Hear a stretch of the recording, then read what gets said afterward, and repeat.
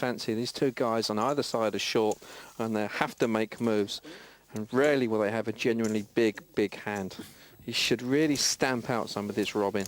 He's got the chips. Money is power. You're in a position to stamp your authority on people. Yeah, Tice with over half the chips in play right now. If Guga took on Michael Shaw in an all-in coup, Tice would still have the lead. And Guga with a King-Jack Roy, that hand is going to be played, I would imagine. 30,000 again? Where's the 25,000? Oh, he's dipped down a bit, 10 plus 15. That's 20,000 on Michael Tice. Jeffrey Tice in the small blind. And Tice is not only calling, he's raising, Roy. These could be big cards. A whole slick of red in there. Nothing surer than these being big cards. Oh, I'm sorry. Raised to 100,000. I might have made a mistake. Pass. It's a raise of 65,000 more. Big ace, you called it, Roy. Did you make a mistake? Well, we I don't said he know. It couldn't depends on continue what to you hit have. monster hands, and he has done. And the only thing Tony G has going for him are his cards are live. But if he calls here, Roy, he's going to call it. Will it be desperation? No, it's called being committed, being short-stacked, committing some of my chips to the pot. Got a decent kind of hand. Tony G had 111,000 before this hand started. Now they're all in the center of the pot. And he's decided this is his best chance to take Jeffrey Tice off his pedestal. But Tice has not missed yet tonight, Roy Brindley. He goes into this one a 64% favorite. G must know he's behind, but he'll be happy to see either card can be hit and won. King or Jack will double through G very severely, or else we will be left with two internet qualifiers for all the money here. This pot 220,000 plus some.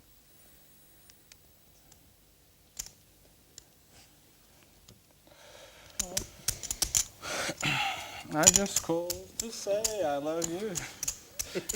Oh, actually, Tony G has called. I think he has, Roy Brindley, about 7,000 left. Yeah, I don't think they're going to be there in a few minutes' time. Regardless of if it's a king or a jack, I think it's going to go in anyway. A bit of an odd one. So the cards have not been turned over yet, but I think it's a mere formality. 9 high flop, action on Tice, and will he put Tony G in for the rest? Yes, now it's happened officially. Turn the cards over, and Tony G in a spot of bother, Roy Brindley. 6 outs, a jack or a king, 24%. Wow. Big hand. Most serious situation Tony G has found himself in tonight. He needs a king or jack to stay in this tournament. He hit a jack! And now Jeffrey Tice has a chance at a redraw, but Tony G is in the lead. Look at his You get heartbeat. lucky on the river sometimes. 10, queen, or ace. I always get lucky on the turn. The river. I need Will to get lucky change on the river. things yet again. Here's the river. It's a 7. from No heaven. change. I'm back. Tony G has just doubled through, and Roy Brindley, that may have been the straw that broke the Tice's back. With that pot, he goes into the favourites position. He's got more flair and panache than Jeff Tice, and now he's got some chips. Now he's a dangerous man. So Tony G really digs down to win one. Roy, he had to get lucky there to do it. Rather be lucky than good. Looking at that hand one time, Tony G had every step of the way until the money all in. The jack on the turn made his pair, and a pair of knaves beats Tice's ace high.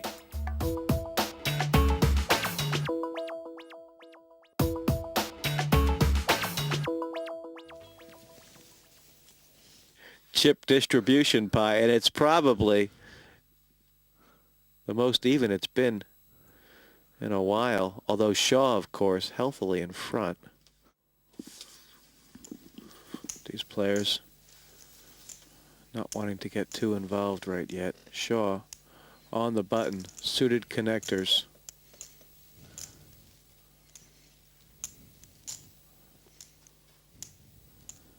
And 50,000 looks like the bet he's thinking about.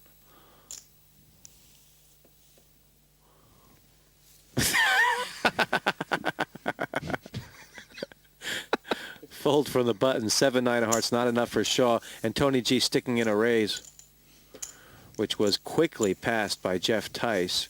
Tony G will win the pot and the button. And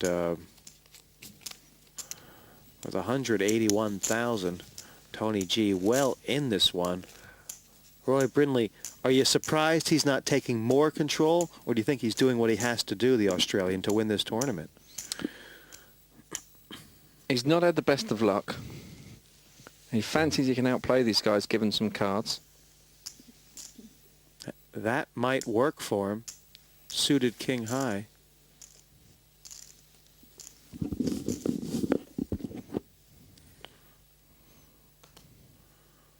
Tony G with the king high. This is a raising hand, Roy. And it's going to be 40,000. That's 15 plus 25. Tice folds very quickly. And a raise of the eyebrows from Michael Shaw. 2 nines. That's big. Oh, wow. He said, I'll go all in. It doesn't matter what happens now. The verbal declaration is binding. This guy- only question. This guy is a serious player. He's a serious player in the making. This is what Donnacre O'Day should have done earlier with his pair of nines and didn't. This guy saying, look, I'll pick it up now and then. Done. Thank you very much. And Tony G has surrendered, only playing 5 months, 24 years old. Shaw seems to have gotten better at No Limit Hold'em since we've started watching him. Absolutely. That's the kind of learning curve this kid is on. I'm not calling with a pair of nines to see a 10 jack, queen, king, ace on the flop and don't know where I stand. I fancy I'm winning. I don't want to gamble anymore, so I'm going to stick him in. I mean, fair enough, a little rough around the edges, but smart stuff here from Michael Shaw. And Tony G had to give up that pot. Tice on the button. Pass.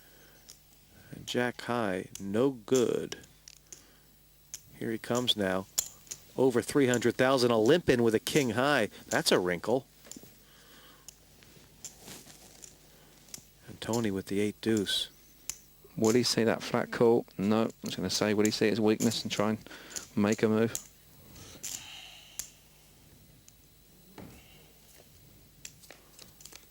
Pot now, 40,000, and that is a big hand for Michael Shaw. And Roy Brindley, here's his chance to slow play, I imagine. No, we don't. No, we don't slow play. Remember, we flop sets of kings and we come out betting.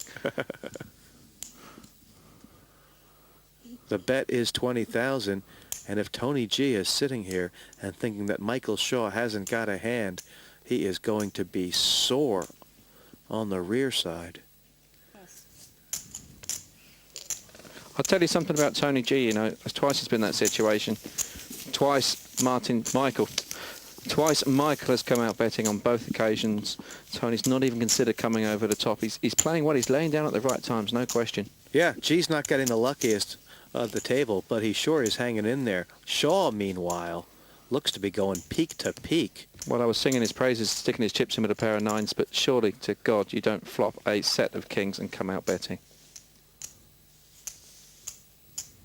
Button now, and the blinds are 10 and 20,000. They've been raised, so there's 30,000 to win in there, and with an ace jack, Michael Shaw will have his eyes on that prize.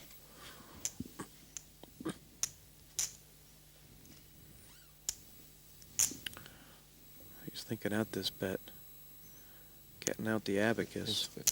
Raise to 50,000. 50,000, that's 20 plus 30.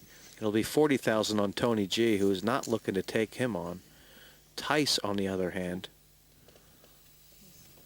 not even close. Roy Brindley, at this rate, how many hands will it take to ante Jeffrey Tice away? Well, not many at all. I mean, he's got, what, 118,000 chips. He's going to forfeit 30,000 chips every time the button goes by. That's 12 hands. Wow, that's not many at all. Jeffrey Tice, who has been whittled down from 270,000. And Roy, 10 and 20 now, he's going to have to make a stand, you think? Well, he's made a move once and got bitten. He's not tried it again.